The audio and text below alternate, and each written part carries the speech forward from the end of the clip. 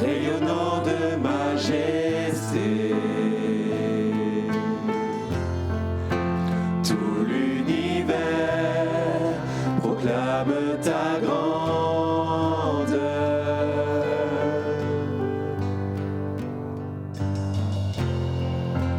Glorifié par les anges prosternés,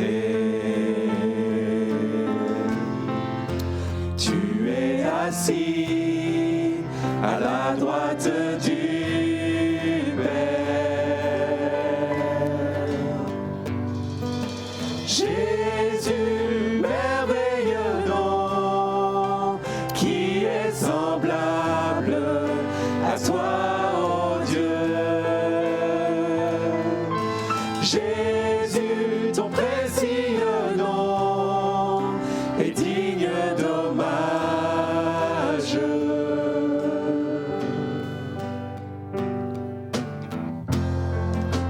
Captivé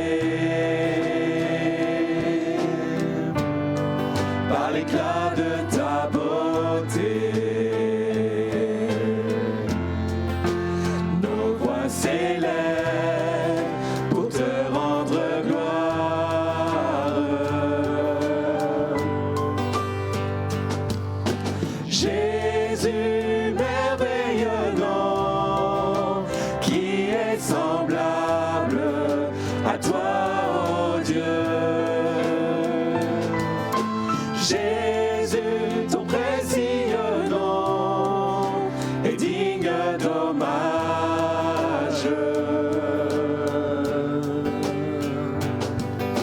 Jésus, merveilleux nom, qui est semblable à toi, ô Dieu. Jésus, ton précieux nom est digne d'hommage.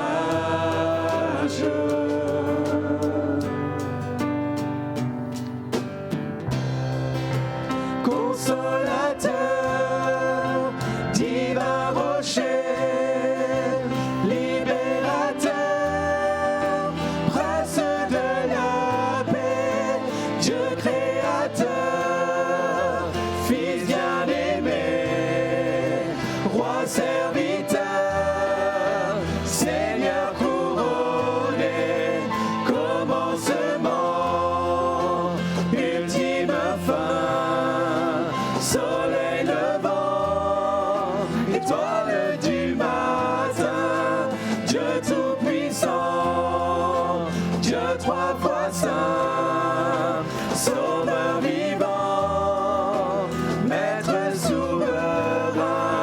Oh, oh, oh,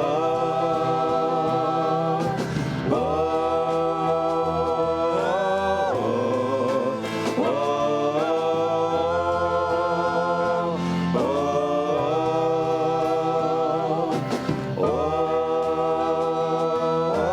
oh,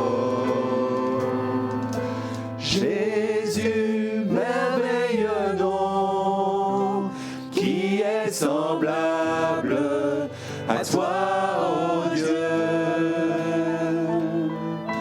Jésus, ton précieux nom est digne d'hommage.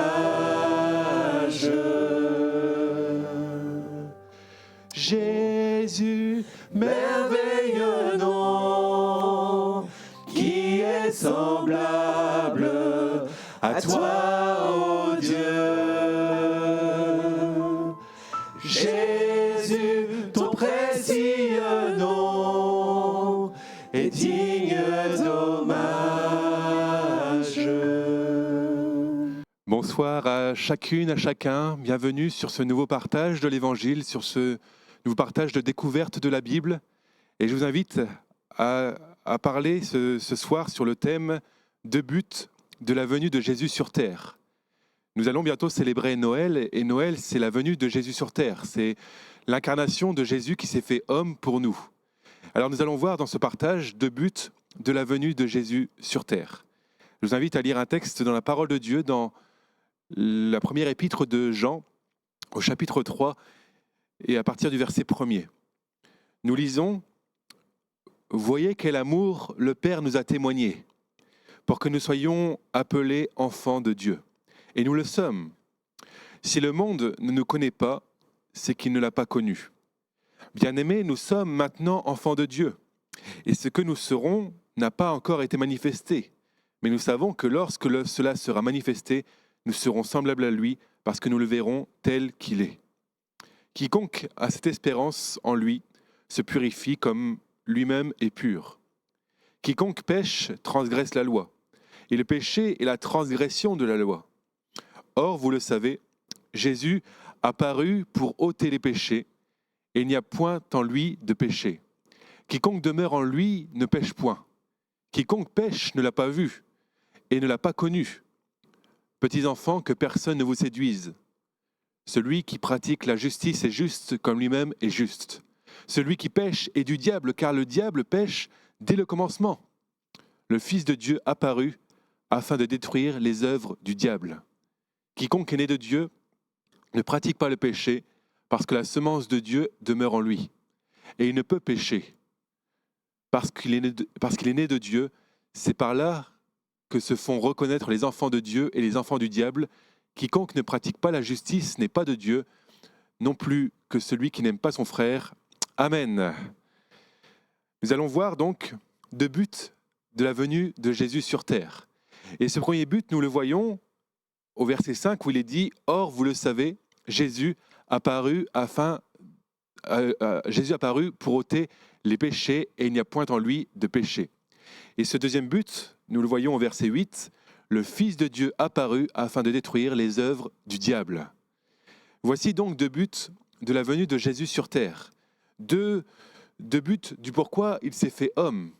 Parce que Dieu s'est fait homme au travers de Jésus, et c'est pour cela qu'il est venu sur cette terre pour ôter les péchés du monde et pour détruire les œuvres du diable. D'abord, voyons que Jésus est venu ôter les péchés du monde. Jean-Baptiste, alors qu'il voyait Jésus venir à lui, il va dire, en voyant Jésus, « Voici l'agneau de Dieu qui ôte le péché du monde. » Et c'est vrai que c'est là un des buts de Jésus. Quand il est venu sur cette terre, il est venu pour mourir sur la croix, pour ôter les péchés de l'humanité. Vous remarquerez que Jésus n'est pas venu seulement pour quelques-uns. Il n'est pas venu non plus pour une élite qui était choisie d'avance. Mais il est venu pour tous les hommes, pour l'humanité entière, pour le monde entier. Il ôte le péché du monde. Il a le pouvoir d'enlever tous nos péchés. Qu'ils soient moraux, que vraiment nous ayons fauté, que vraiment nous ayons fait des choses graves, même dans notre vie, eh bien, Jésus a le pouvoir d'ôter tous nos péchés. Toutes nos fautes commises, tous nos manquements, tous nos péchés en fait. Jésus a le pouvoir de les ôter définitivement pour notre vie. Oui, Jésus est venu pour mourir sur la croix, parce que c'est pour ça qu'il est venu sur cette terre. Il n'est pas venu juste pour montrer qu'il était puissant. Il n'est pas venu pour guérir les maladies. Ce n'est pas le but premier de la venue de Jésus sur terre. Mais le but de la venue de Jésus sur cette terre, c'était de mourir sur la croix, de se faire homme pour mourir sur la croix, pour souffrir à notre place. Oui, Jésus est venu pour mourir sur la croix, enlevant ainsi tous nos péchés qui nous tenaient dans la honte.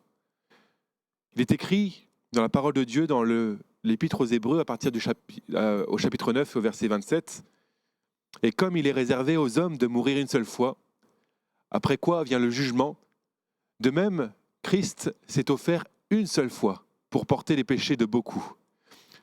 Il apparaîtra sans péché une seconde fois à ceux qui l'attendent pour leur salut. » Amen. Nous voyons dans ce texte que le sacrifice de Jésus est pleinement efficace pour nous. Il s'est offert une seule fois. Il ne s'est pas offert plusieurs fois, mais il a donné sa vie une seule fois pour nous. Une seule fois, et en fait, c'est suffisant. C'est suffisant, ce sacrifice de Jésus. Parce que quand vous regardez l'Ancien Testament, vous voyez qu'il devait faire des sacrifices tous les ans. Tous les ans, il y avait un jour qui s'appelait le jour des expiations.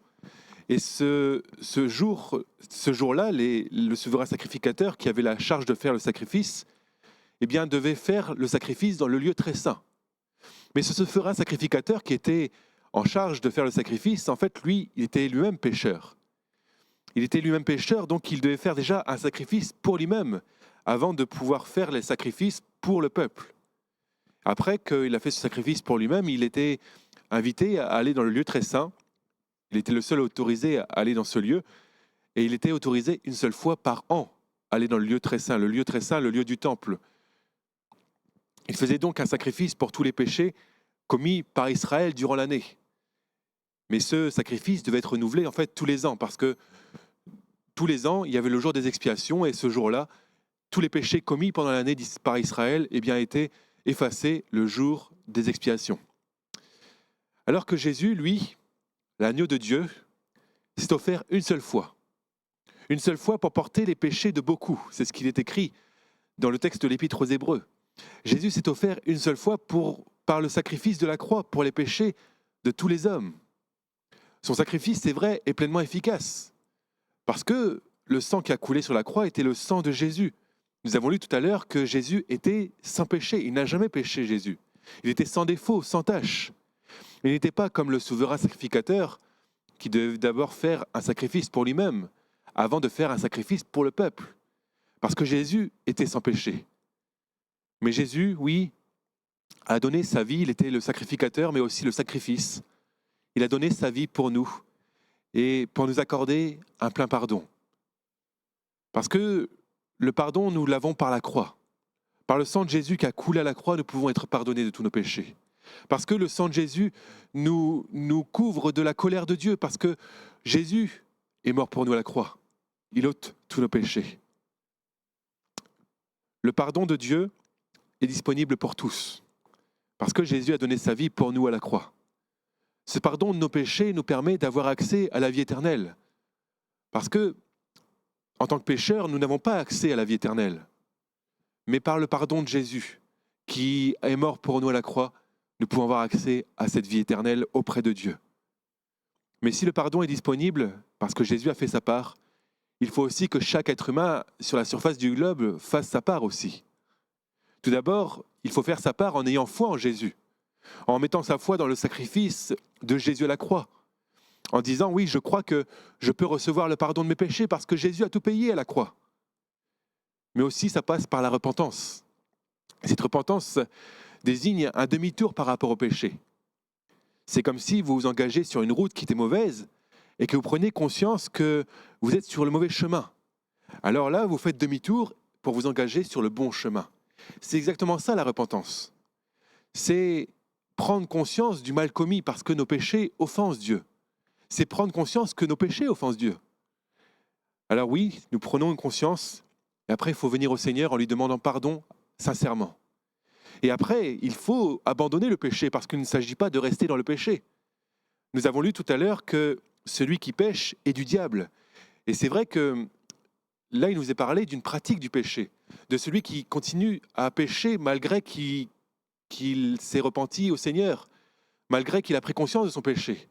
C'est celui qui continue d'être dans cette pratique du péché. Celui qui reste dans cette pratique du péché est du diable. C'est pourquoi nous devons compter sur le secours de Dieu pour ne pas rester dans cette habitude du péché. Oui, faites votre part car Jésus a fait la sienne en donnant sa vie à la croix. Ayez foi en Dieu et repentez-vous de tous vos péchés, de toutes vos fautes commises, et Dieu vous donnera le plein pardon de tous vos péchés. Le sacrifice de Jésus, en fait, est la seule source de salut pour tous les hommes. La Bible dit qu'il y a un seul nom par lequel nous pouvons être sauvés, c'est le nom de Jésus. Et il y a un seul chemin, c'est Jésus qui mène au Père. Un seul chemin qui mène au Père, c'est Jésus. Il est écrit dans la parole de Dieu, car la grâce de Dieu, source de salut pour tous les hommes, a été manifestée. La grâce de Dieu, source de salut pour tous les hommes, a été manifestée par la croix. Il n'y a personne d'autre dans ce monde qui peut nous offrir le salut. Il n'y a aucune autre source de salut à part Jésus et cette grâce de Dieu qui a été manifestée à la croix. Alors d'abord, venez à Jésus. Venez à Jésus et il fera cette œuvre de salut dans votre cœur. Il ôtera tous vos péchés commis. Il vous donnera un plein pardon. Nous continuons et nous allons vers ce deuxième but maintenant. Ce deuxième but, c'était le Fils de Dieu apparu afin de détruire les œuvres du diable. Ce mot « détruire » dans le texte original, c'est le mot « annuler ». Parce que Jésus est venu annuler tout ce que le diable avait décrété sur notre vie. Durant son ministère, Jésus a montré de nombreuses fois son autorité et sa puissance sur le diable et ses démons. Déjà, durant son temps sur cette terre, on voyait déjà que Jésus était venu pour détruire les œuvres du diable.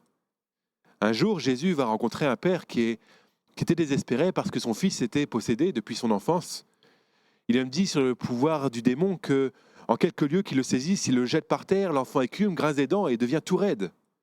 Mais Jésus va détruire les œuvres du diable. Il va dire à l'esprit de sortir de cet enfant, et à l'instant même, l'esprit sortit. L'enfant put revenir vers son père dans son bon sens. Une autre fois, alors que Jésus arrive à Gadara, un homme qui est possédé de plusieurs démons vient à lui. Et cet homme était lié par des chaînes aux pieds. Il nous a dit qu'il vivait dans les sépulcres. Il nous a dit même qu'ayant vu Jésus, il poussa un grand cri, se jeta à ses pieds et dit d'une voix forte, « Qu'y a-t-il entre moi et toi, Jésus, fils du Très-Haut ? Je t'en supplie, ne me tourmente pas. » Il savait en fait, ce démon, que Jésus avait toute autorité. Il avait le pouvoir de le faire sortir de cet enfant, de cet homme plutôt. Il avait l'autorité de le faire sortir de cet homme. Parce que oui, Jésus, il savait, le démon, que sa mission, c'était de détruire les œuvres du diable. Il savait l'autorité qu'il avait. Jésus a même demandé son nom à ce démon. Et ce démon va lui dire, mais je suis légion, car nous sommes plusieurs. Mais en fait, qu'importe le nombre parce que Jésus est toujours plus puissant. Jésus va délivrer cet homme à l'instant même.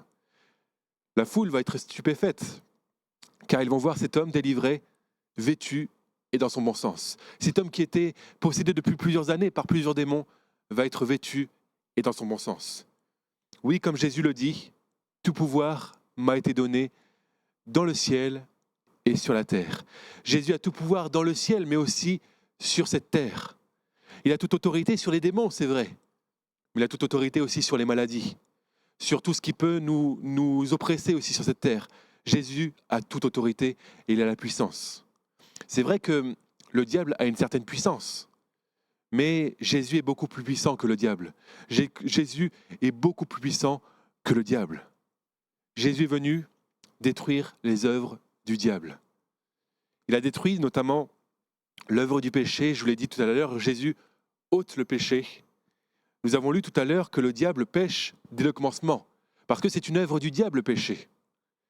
Car c'est le diable qui a introduit le péché dans le monde, en poussant Adam et Ève à désobéir à Dieu. Dieu leur avait dit qu'ils pouvaient manger de tous les arbres du jardin, sauf celui du bien, de la connaissance du bien et du mal. Le diable a pris la forme d'un serpent et les a séduits pour les pousser à pécher contre Dieu, et Adam et Ève ont désobéi à Dieu. Oui, le diable pêche dès le commencement, mais Jésus, par sa mort à la croix, a annulé le pouvoir du péché sur notre vie. Il a annulé le pouvoir du péché sur nos vies. Nous lisons dans Romains 5, verset 19, « Car comme par la désobéissance d'un seul homme, donc c'est Adam, beaucoup ont été rendus pécheurs, de même, par l'obéissance d'un seul, donc Jésus, beaucoup seront rendus justes. » Par l'obéissance de Jésus, qui est allé jusqu'au bout, jusqu'à mourir sur la croix, nous pouvons tous être rendus justes. Le péché n'a plus de pouvoir sur nous. Il n'y a plus de condamnation pour ceux qui sont en Jésus-Christ. Alors oui, confiez-vous en Jésus aujourd'hui et vous verrez son œuvre de victoire qui a tout accompli. Jésus qui a tout accompli à la croix. Son œuvre de victoire, saisissez-la par la foi. Et voyez que Jésus a annulé le pouvoir du péché sur votre vie.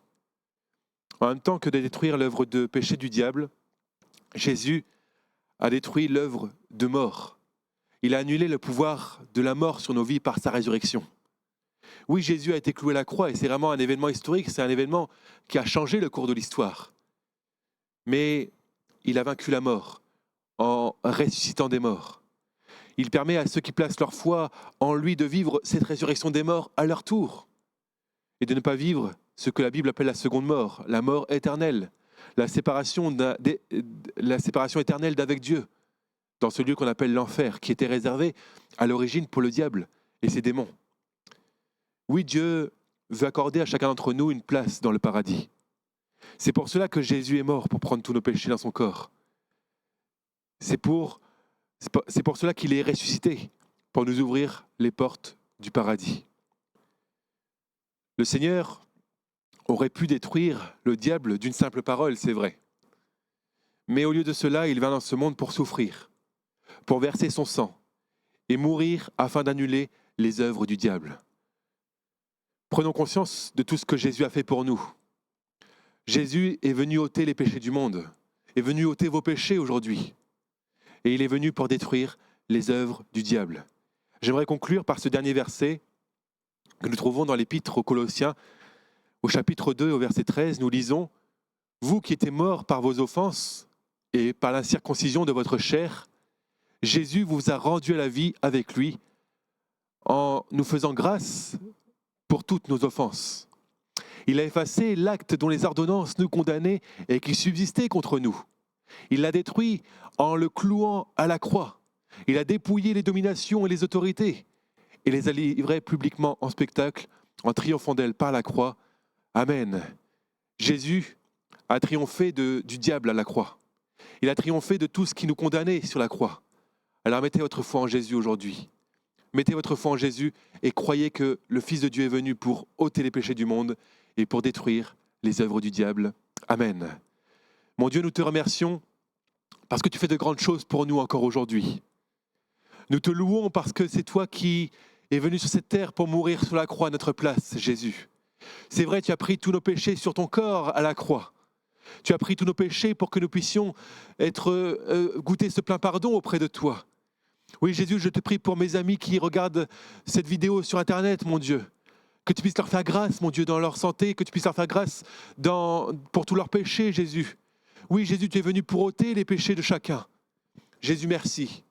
Merci parce que tu fais cette œuvre dans nos corps. Tu fais cette œuvre dans nos cœurs, Jésus.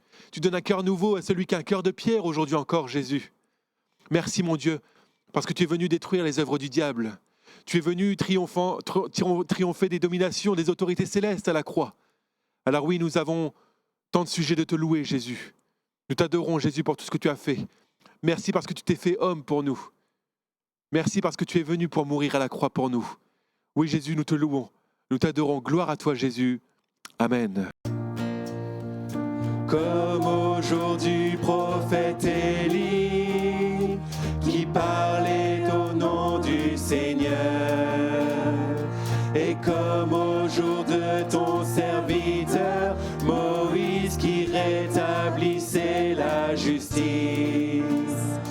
Et malgré ces jours de grande épreuve, de famine, de guerre, de ténèbres, nous sommes une voix dans le désert, criant, préparez la voie du Seigneur. Voici, il vient, au son de la trompette, chevauchant les nuées, brillant comme le soleil.